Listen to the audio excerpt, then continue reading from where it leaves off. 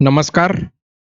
BMC लिपिक याबद्दल काही लोकांचे डाउट्स होते. त्या आपण या व्हिडिओ थ्रू क्लिअर करण्याचा प्रयत्न करूया. सर्वात आधी बऱ्याच लोकांचा प्रॉब्लेम असा आहे की त्यांना 10वी पहिल्या प्रयत्नात उत्तीर्ण आणि पदवी पहिल्या प्रयत्नात उत्तीर्ण इथे काय अपलोड करायचं आहे ते त्यांना कळत नाहीये किंवा कन्फ्युजन आहे. मी पण 2 वेळा कॉल केला BMCला. एकदा BMCने सांगितलं होतं की तुम्ही शाळेत आणि कॉलेजमध्ये जाऊन शाळेत जाऊन 10वीचं, कॉलेजमध्ये जाऊन डिग्रीचं पहिल्या अटेम्प्टमध्ये पास झाले असं सही शिक्का घ्या आणि ते प्रमाणपत्र अपलोड करा. ठीक आहे. त्यानंतर रिसेंटली कॉल केला BMCला. त्यांनी सांगितलं की 10वी पहिल्या प्रयत्नात उत्तीर्ण, शाळा कॉलेजला जायचं काम नाही. तुम्ही SSC बोर्ड सर्टिफिकेट अपलोड करा. SSC board certificate. ठीक आहे. बोर्ड सर्टिफिकेट अपलोड करा. आणि डिग्रीच्या ठिकाणी डिग्री सर्टिफिकेट अपलोड करा. ठीक आहे.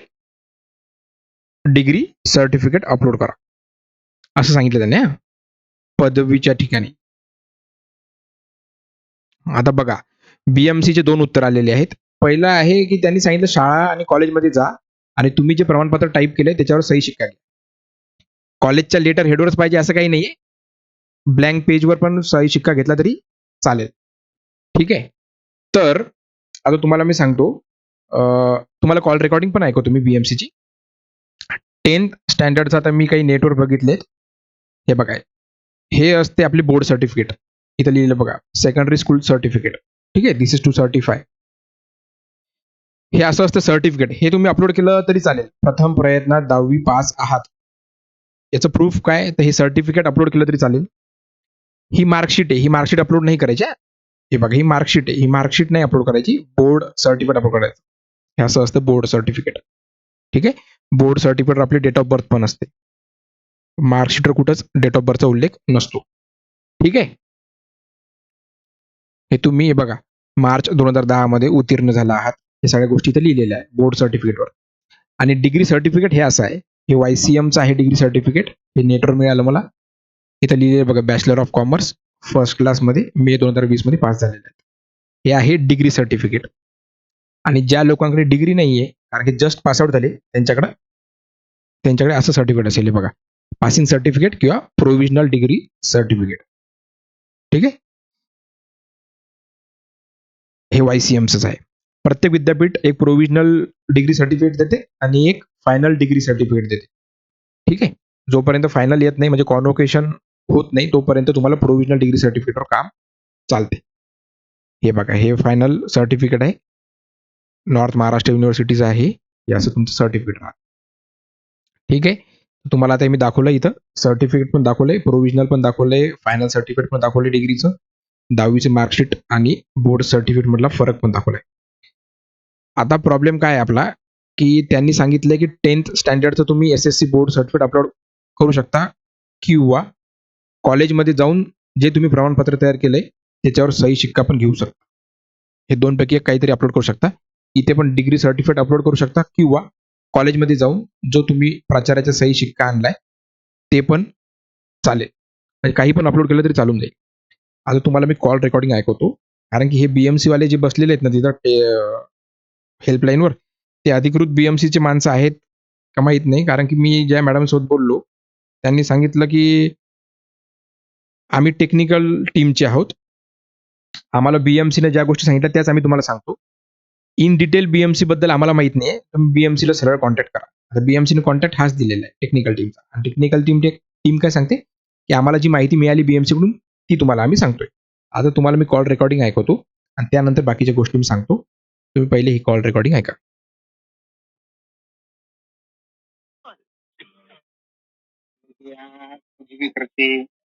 Good morning. Welcome to BMC. This is Suraya. How may I help you? Hello madam. Yes, बोला. हा BMC जाहिरात बद्दल विचारायचं होतं. Yes. मॅडम, ते 10वी पहिल्या प्रयत्नात उत्तीर्ण आणि ग्रॅज्युएशन पहिल्या प्रयत्नात उत्तीर्ण, तर तिथं टाकायचं काय आपल्याला? 10वीच्या ठिकाणी बोर्ड सर्टिफिकेट अपलोड करायचं. ओके. आणि ग्रॅज्युएशनच्या ठिकाणी डिग्री सर्टिफिकेट अपलोड करा. तुमचं ऍप्लिकेशन फॉर्म फिलअप होईल. मॅडम डिग्री जस्ट कम्प्लीट झाली आहे, म्हणजे प्रोव्हिजनल डिग्री सर्टिफिकेट आहे आमच्याकडे. नाही सर, डिग्री सर्टिफिकेट मॅन्डेटरी आहे.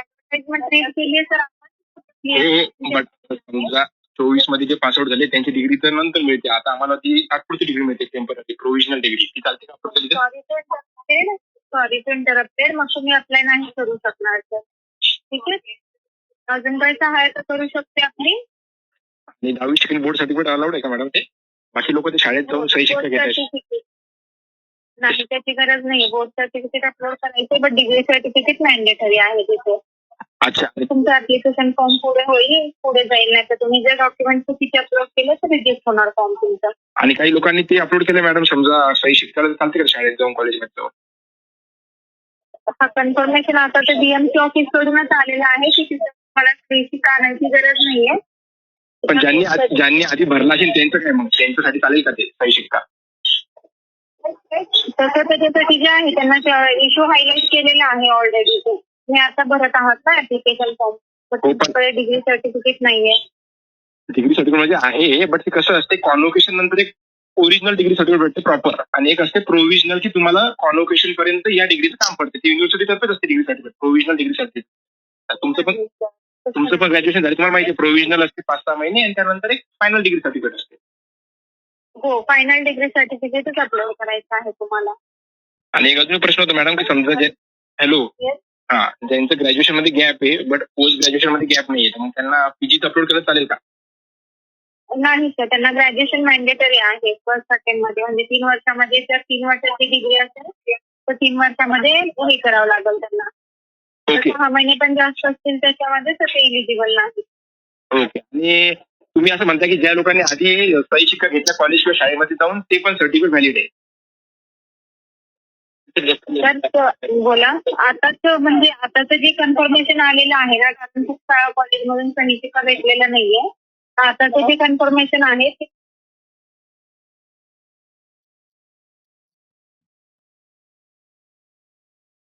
आताचं जे कन्फर्मेशन आहे ते हेच आहे सर. नाही, पण ज्यांना भेटलेलं आहे त्यांना येणार ना सर्टिफिकेट. ज्यांना भेटलेलं आहे ते शिक्का त्यांनी ते अपलोड करते. त्याच्याबद्दल माहिती नाही. Yes, त्याच्याबद्दल मी माहिती नाही सांगू शकणार, कारण हा टेक्निकल एरर नंबर आहे. ओके. तर इथं आता सध्याला जो इश्यू येत आहे त्याच्यासाठी हा नंबर आहे. ठीक आहे. आपलं नाव? हॅलो मित्रांनो, पुढची रेकॉर्डिंग काय ऐकवत नाही, बट त्या बोलण्यातून पण त्यांचं असं जाणवत आहे हेल्पलाईन मधून की ते लोक पण एवढे अवेअर नाही आहेत काय सांगायचं विद्यार्थ्यांना. पुढे मी त्यांना हे पण विचारले की आम्ही डिग्री सर्टिफिकेट आणि बोर्ड सर्टिफिकेट जर अपलोड केलं फर्स्ट अटेम्प्टच्या जागी, तर पुढे व्हेरिफिकेशनला काही प्रॉब्लेम येईल का? तर ती मॅडम बोलली की मी बीएमसी मधून अधिकृत बोलते, तुम्हाला काय अडचण येणार नाही. आता बोलले की हे टेक्निकल एरर टीमचा फोन आहे. आणि नंतर मी जेव्हा विचारलं व्हेरिफिकेशनच्या काही अडचण येईल का, ते म्हटले की हे अधिकृत बीएमसीचं आहे. त्याच्यामुळे हा पण एक मोठा गोंधळ आहे. आता वेगवेगळे कॉल रेकॉर्डिंग आहेत वेगवेगळ्या ग्रुपमध्ये.